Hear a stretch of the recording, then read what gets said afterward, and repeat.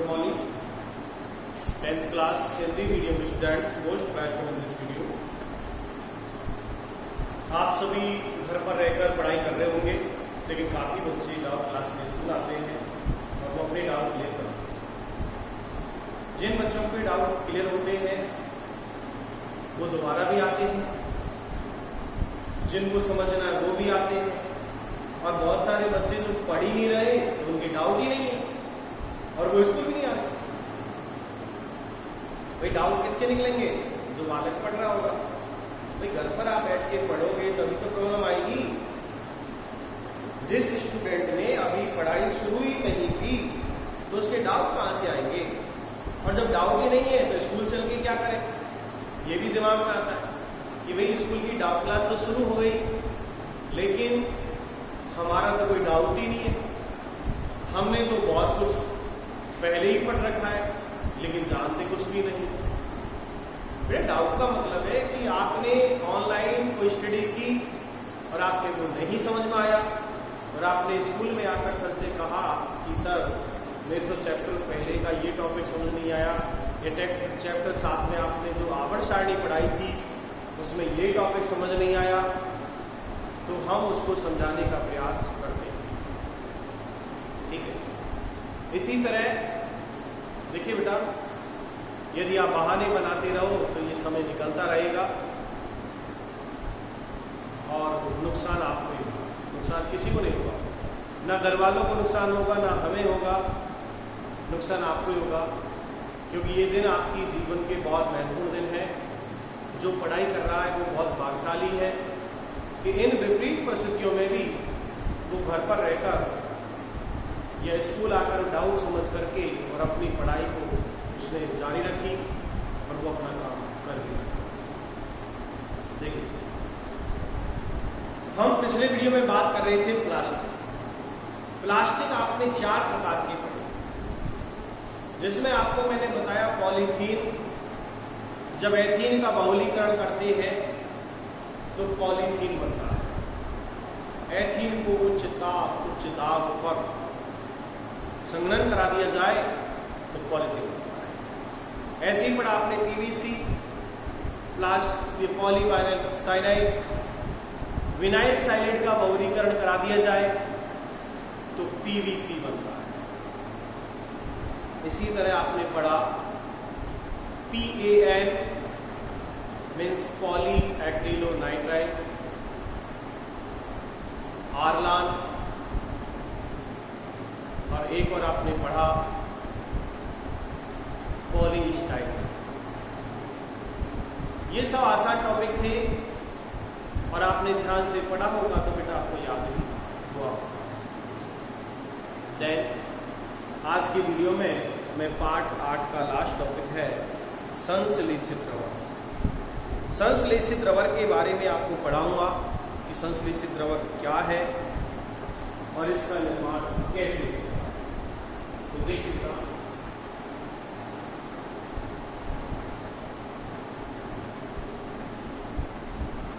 संश्लेषित रबर, इसका मतलब यह रबर मानव द्वारा निर्मित है। मानव द्वारा निर्मित रबड़ को ही संश्लेषित रबड़ कहते हैं। देखिए, वास्तव में भारत में रबड़ का उत्पादन बहुत बाद में किया, क्योंकि जब 1914 में विश्व युद्ध हुआ, प्रथम विश्व युद्ध के समय जब जापान ने भारत को रबड़ देना बंद कर दिया तो भारत ने भी संश्लेषित रबड़ बनाने का प्रयास। हमारे पास जब कोई कमी होती है और उसकी पूर्ति करने के लिए हम जी जान से लग जाते हैं, तो हमारे यहाँ पर भी रबड़ का उत्पादन शुरू हुआ। और जब कोई चीज हमें आसानी से मिलती रहती है तो उसको प्राप्ति के बारे में हम सोचते नहीं हैं। जैसे यदि घर में किसी व्यक्ति को आसानी से उसकी आवश्यकता की पूर्ति हो रही है तो वो क्यों अपनी आवश्यकता पूर्ति करने के लिए अन्य विचार करेगा। जैसे मान लो किसी बच्चे को या किसी बड़े व्यक्ति को घर वाले पैसे दे रहे हैं, उसकी पूरी आवश्यकता की पूर्ति हो रही है, तो कमाने का प्रयास क्यों करें? नहीं ना? इसी तरह जब भारत को रबड़ देना बंद कर दिया तो भारत ने सोचा इसका मतलब आवश्यकता पड़ गई तो हम रबड़ बना ही नहीं सकते, तो रबड़ बनाने का प्रयास किया और 2 प्रकार के रबड़ का उत्पादन किया। तो रबड़ मुख्यतः 2 प्रकार के, संश्लेषित रबड़ मुख्य रूप से 2 प्रकार के होते हैं। पहला रबड़ जिसका नाम है ब्यूना एस और दूसरा ब्यूना एन। सबसे पहले हम पढ़ेंगे ब्यूना एस, टॉपिक आता है ब्यूना एस। ब्यूना BUNA और एस और दूसरा BUNA एन। कैसे बनाएंगे देखो आप। ब्यूना एस में आप एक लाइन लिखोगे कि ब्यूना एस आप एक लाइन लिखो 1,3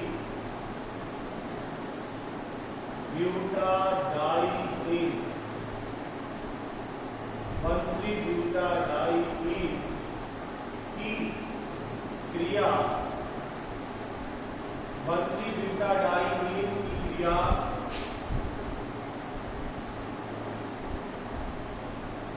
स्टाइलीन से कराने पर,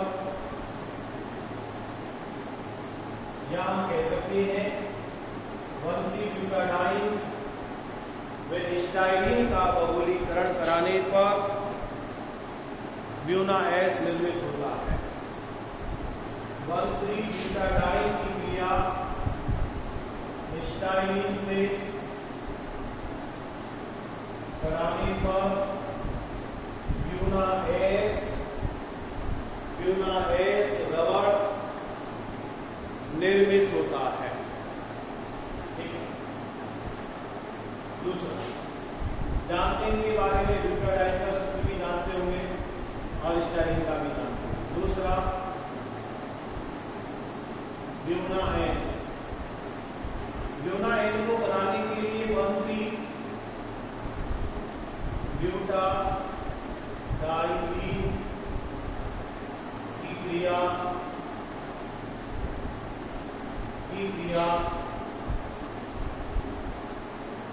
एक्रिलो नाइट्राइल से कराने पर 1,3 ब्यूटाडाइईन की क्रिया एक्रिलो नाइट्राइल से कराने पर ब्यूना एन बनता है। तो देखिए ब्यूटाडाइईन तो दोनों में है अभिकारक के रूप में, लेकिन जो एस है उसमें स्टाइरीन है और जो एन है उसमें एक्रिलोनाइट्राइल है। ठीक है। इस तरह दोनों रबड़ बनाई जाती है। अब देखिए ब्यूना के अंदर BU क्या है, NA क्या है, इसके बारे में हम थोड़ी सी जानकारी और करते हैं। तो नीचे आप एरो लगा के लिखेंगे, एरो लगाओ नीचे और लिखो क्या कि देखो इन रबड़ों को बनाने के लिए हम 2,3 डाइमेथिल, इन रबड़ को बनाने के लिए 2,3 डाइमेथिल 1,3 ब्यूटाडाइईन को CO2 की उपस्थिति में सोडियम द्वारा उत्प्रेरित कर रबड़ जैसा उत्पाद प्राप्त किया जाता है, जिसे ब्यूना नाम दिया गया है। ठीक है। इसमें BU ब्यूटाडाइईन है और Na सोडियम उत्प्रेरक। ठीक है। तो इसके बारे में थोड़ा सा मैं बात करता हूं कि ब्यूना है क्या। ब्यूना इसको इंग्लिश में कहेंगे BU और Na, ब्यूना। तो इसको बनाने के लिए क्या किया, इसके लिए 2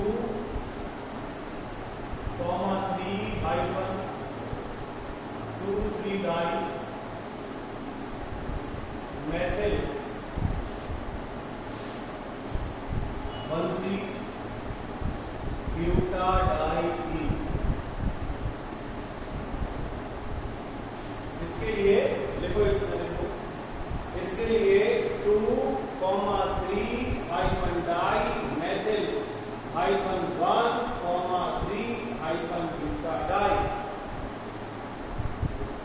ब्यूटाडाई को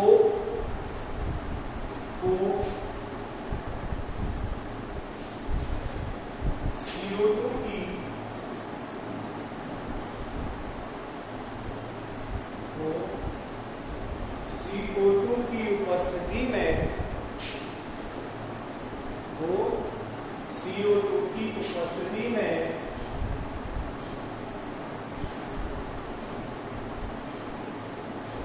सोडियम द्वारा उपस्थिति में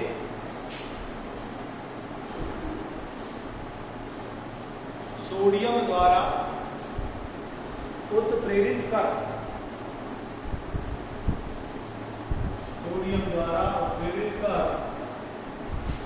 एक रबर जैसा देखो सोडियम द्वारा उत्प्रेरित कर एक रबर जैसा उत्पाद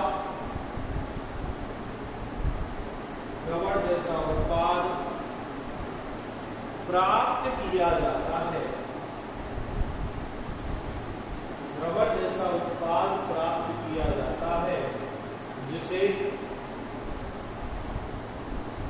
ब्यूना कहते हैं।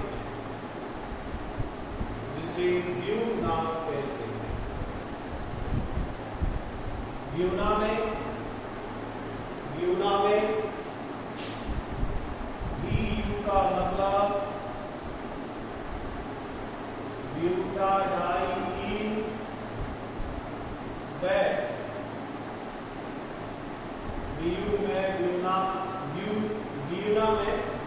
BU का मतलब ब्यूटाडाईन तथा Na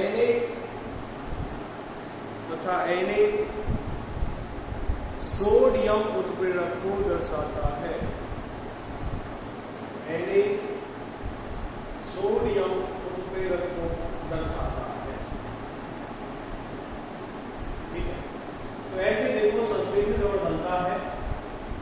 उपयोग लिखो नीचे, संश्लेषित रबर के उपयोग।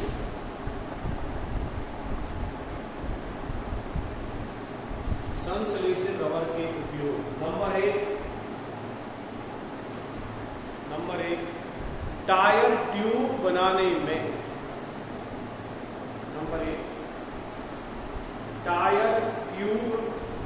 बनाने में। दूसरा तेल की टंकियां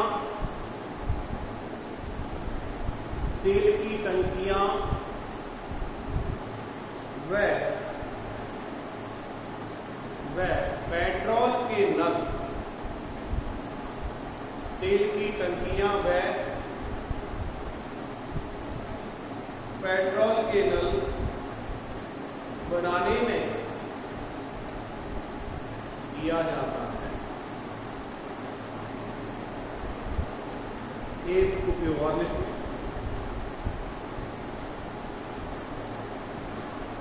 चिकित्सा के उपकरण जैसे इंजेक्शन है, सिरिंज, बोतल, इंजेक्शन या सिरिंज को छोड़ दो, सिरिंज के अलावा कैनुला का कवर।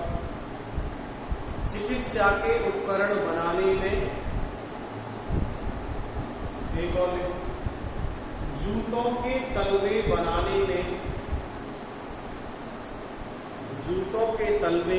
में किया जाता है। जूतों के तलवे बनाने में किया जाता है। ठीक है, तो देखिए इस प्रकार आपका ये पूरा पाठ कंप्लीट हो गया है। इस वीडियो के अंदर,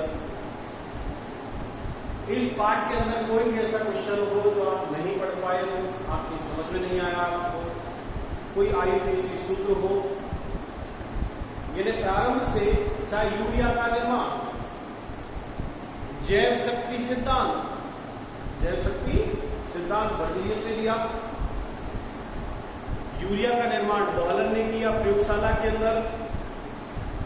उन्होंने अमोनियम सल्फेट व पोटेशियम साइनेट को गर्म करके अमोनियम साइनेट बनाया और अमोनियम साइनेट को गर्म करके पुनः यूरिया का निर्माण किया। तो बॉयलर ने जैव शक्ति सिद्धांत का खंडन किया था, क्योंकि यूरिया ऐसा पहला कार्बनिक पदार्थ है, यूरिया ऐसा पहला कार्बनिक पदार्थ है जिसका निर्माण प्रयोगशाला में कृत्रिम रूप से किया गया। इसके बाद आपने हाइड्रोकार्बन पढ़े। हाइड्रोकार्बन में एल्केन, एल्कीन, एल्काइन पढ़ा। क्वेश्चन आता है बेटा यहां से, एल्कीन का फॉर्मूला CnH2n+2, एल्कीन का CnH2n और एल्काइन का CnH2n-2। इनमें से बेटा निश्चित क्वेश्चन पूछा जाता है। इसी तरह आपने पढ़ा कार्बनिक यौगिकों का नामकरण। नामकरण के अंदर नामकरण पढ़ने से पहले हमने पढ़ा पूर्णलिंग कि कार्बन की संख्या के आधार पर पूर्णलिंग मिलते जाते हैं। उन पूर्णलिंगों को कार्बन की संख्या 1 से लेकर 10 तक आपको लिखवाया, आपको समझाया कि क्या होता है meth, eth, prop, but, pent, hex, hept, oct, मैन। आपको अनुलग्न के बारे में पढ़ाया कि अनुलग्न होते हैं, जैसे हिंदी में आप प्रत्यय पढ़ते हो, उपसर्ग पढ़ते हो, इस तरह विज्ञान में जो नाम के आगे लगे वो पूर्वलग्न और नाम के पीछे लगे वो अनुलग्न। तो आपने एन, ईन, आइन अनुलग्न पढ़े। पूर्वलग्न और अनुलग्न को जोड़कर नामकरण किया जाता है। कार्बनिक यौगिकों के नामकरण की आपने पद्धति पढ़ी, रूढ़ पद्धति, व्युत्पन्न पद्धति और IUPAC पद्धति। व्युत्पन्न पद्धति के अंदर ऐसे कार्बनिक यौगिकों का नामकरण किया गया जो उनके प्राकृतिक स्रोतों पर आधारित थे, अर्थात ऐसे कार्बनिक यौगिक जिनका नामकरण प्राकृतिक स्रोत के आधार पर किया गया उनको रूढ़ पद्धति में रखा गया। जैसे मार्स गैस मैथेन दलदल से प्राप्त होती, मैथेनॉल जो लकड़ी से प्राप्त होती है उसे वुड स्प्रिट कहा। लैक्टिक एसिड जो दूध से प्राप्त होता है, ऐसे तरह जो सिरके से प्राप्त होता है। इसी तरह आपने पढ़ी व्युत्पन्न पद्धति, जिसमें कार्बनिक यौगिकों को सरल यौगिकों के व्युत्पन्न के आधार पर लिखा जाता है। फिर आपने पढ़ा IUPAC। IUPAC के नियम आपको मैं डिटेल में बताए, एल्केन के, एल्काइन के, और उन नियमों को पढ़ने के बाद ही आप कोई फॉर्मूला बना सकते हो। कोई फॉर्मूला दिया है तो स्ट्रक्चर उसका नामकरण कर सकते हो। आपने कार्बन के अपवर्तन कि जब किसी तत्व के 2 या 2 से अधिक रूप होते हैं तो उनके भौतिक तथा कुछ रासायनिक गुण भिन्न होते हैं। अपर रूप में आपने क्रिस्टलीय अपरूप पढ़ा, आपने अक्रिस्टलीय अपरूप पढ़ा। क्रिस्टलीय में हीरा के पट प्रोटीन को आपको मैंने डिटेल में पढ़ाया और अक्रिस्टलीय का आपको उदाहरण दिया। फिर आपने पढ़ा CNG, संपीड़ित प्राकृतिक गैस। जो प्राकृतिक गैस है, पेट्रोलियम खनन के समय जो ऊपरी परत से प्राप्त होती है उसे पेट्रोलियम गैस या प्राकृतिक गैस कहते हैं। और इस गैस को उच्च दाब पर संपीड़ित किया जाता है, इसलिए इसको कहा गया संपीड़ित प्राकृतिक गैस। आपने पढ़ा LPG, लिक्विफाइड पेट्रोलियम गैस, जिसे हिंदी में द्रवित पेट्रोलियम गैस है। हमने दोनों में अध्ययन किया कि CNG ज्यादा अच्छी है LPG से। CNG गैस LPG से ज्यादा श्रेष्ठ है। क्यों? इसका मतलब मैंने समझा दिया आपको कि CNG गैस हल्की होती है, LPG भारी होती है। CNG का रिसाव यदि हो जाता है तो वह वायुमंडल में फैल जाती है, वायु में फैल जाती है। दुर्घटना की कोई संभावना नहीं, लेकिन यदि LPG गैस का सिलेंडर का रिसाव हो जाए तो यह गैस भारी होने के कारण जमीन की सतह पर फैल जाती है और दुर्घटना की संभावना है। क्योंकि कहीं शॉर्ट सर्किट भी हो जाता है तो शॉर्ट सर्किट से भी एलपीजी गैस आग पकड़ लेती।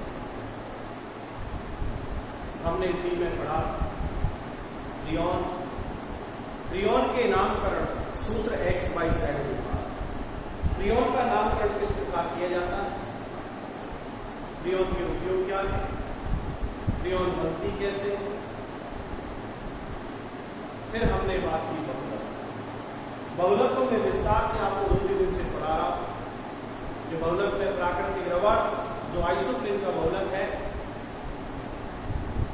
आइसोप्लेन का बहुलक है, छोटे छोटे कम अनुभार वाले यौगिक मिलकर बड़ा अणु बनाते हैं, जिससे बहुलक है। बहुलक में आपने प्राकृतिक बहुलक पढ़ा, आपने संश्लेषित बहुलक पढ़ा।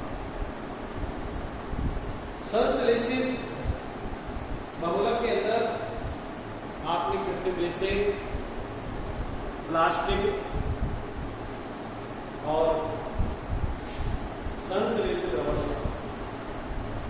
कृत्रिम रेसे ने आपने 3 उदाहरण लिए, नाइलॉन, टेरिलीन और रेयान। उनकी अभिक्रिया आपको मैंने समझाई, किस प्रकार उनकी अभिक्रियाओं को आप देख पाते हैं, समझ पाते हैं। टेरिलीन और रेयान, इनके उपयोग आपको बताए किस प्रकार बनाए जाते हैं। अभी पिछली वीडियो के अंदर आपको मैंने समझाया था प्लास्टिक के प्रकार और आज की वीडियो के अंदर आपको मैंने संश्लेषित रबड़ पढ़ाया और ब्यूना एस ब्यूना एन के बारे में बताया, ये कैसे होते हैं। चलो आपको मैं देखो 2 ये नाम दिए हुए हैं, इनके नाम लिखवाता हूं कि नाम क्या है। यहां पर मेरे पास 2 स्ट्रक्चर है, इनका नाम क्या होगा, देखो आप ट्रिपल बॉन्ड लगा हुआ है तो आइन होगा। आइन 1 2 3 4 5 है तो 5 का मतलब होता है पेंटाइन। लेकिन 2 जगह ट्रिपल बॉन्ड है, 2 जगह 3 मतलब लगे हुए हैं। कहां कहां पर है, 1 2 3 4, एक पर है 4 पर, तो इसे कहेंगे 1 4 1 4। 5 कार्बन का मतलब पेंटा, 1 4 पेंटा डाई आइन, ये नाम उस तरह बना सकते हो। कोई भी आपको सूत्र दे दिया जाए उसका नाम आप आसानी से बना सकते हो, और कोई नाम दे दिया जाए तो उसकी संरचना बना सकते हो। दूसरा भी आप बनाएंगे, मैंने आपको उदाहरण पहले ही बताया। दूसरे में आप देखो 4 कार्बन है, 4 कार्बन का मतलब ब्यूट, डबल बॉन्ड है तो ब्यूटीन, और 2 जगह डबल बॉन्ड है तो डाईईन, और 2 पर भी मैथिल, 3 पर भी मैथिल लगा हुआ है, जो नाम बता हुआ है। 2 पर मैथिल, 3 पर मैथिल, और दोनों मैथिल है तो डाई मैथिल, इसका नाम लिखा 2 3 di methyl, 2 3 di methyl, 1 3 2 3 di methyl, 1 3 buta, 4 carbon है, ब्यूटा डाई, ये नाम। तो इस तरह के नाम को कोई सी भी संरचना दे दी जाए, हम उसका नाम बना सकते हैं, नाम दे दिया जाए तो सूत्र बना सकते हैं। तो देखिए बेटा, इस वीडियो के अंदर आपको मैंने काफी कुछ बताया, चैप्टर 8 आपको कंप्लीट करवाया, ठीक है। और मैं समझता हूं कि आपको अच्छा समझ में आया होगा। इस वीडियो के अलावा और भी आपको सभी वीडियो के अंदर कोई भी क्वेश्चन, कोई टॉपिक समझ में नहीं आया हो तो आप उसको पूछें, पूछने पर आपको बताया जाएगा, आपकी प्रॉब्लम सॉल्व की जाएगी। ध्यान रहे क्वेश्चन आपके सिलेबस का हो। कई बच्चे इधर उधर के क्वेश्चन पूछते हैं, उनका मैं जवाब नहीं दूंगा, ठीक है। आज के लिए वीडियो इतना ही।